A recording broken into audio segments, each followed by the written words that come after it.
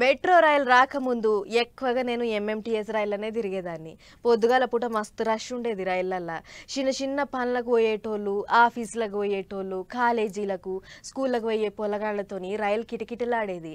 ఇప్పుడు మెట్రో రైలు వచ్చినాక ఎంఎంటీఎస్ రైళ్లను మర్చిపోయినట్టే అయ్యింది అనుకుంటుండగానే ఇప్పుడు హైదరాబాద్ పట్టణంలో కొత్తగా ఎంఎంటీఎస్ సేవల్ని సాల్వ్ చేసిర్రు.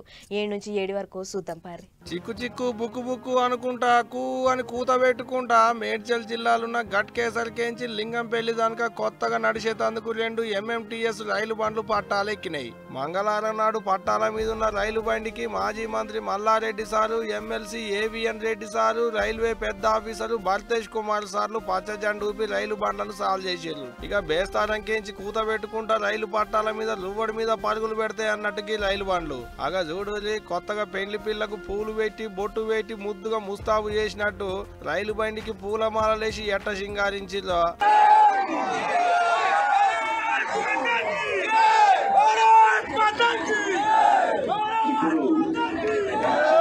పొద్దున పొద్దుముకి రైలు బండ్లు గట్కేసరికేంచి లింగంపల్లి దానిక పరుగులు పెడతాయట. అట్ట పొద్దుగాల 7 గంటల 20 నిమిషాలకు గట్కేసర్ల సాలయ్యి 9 గంటల 15 నిమిషాలకు లింగంపల్లి స్టేషన్ కు వస్తుందట.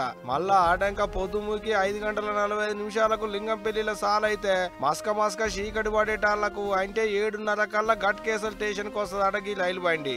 అట్టకి రైలు బండ్లు నడుచుడుతోని చదువులకు పోయేటి పొల్లగాళ్లకు ఓ కాంచి ఓ కాడికి కూలి పనులకు పోయేటోళ్లకు నౌకర్లకు పోయేటోళ్లకు జరంత తిప్పల తప్పుతుంది అంటున్నారు.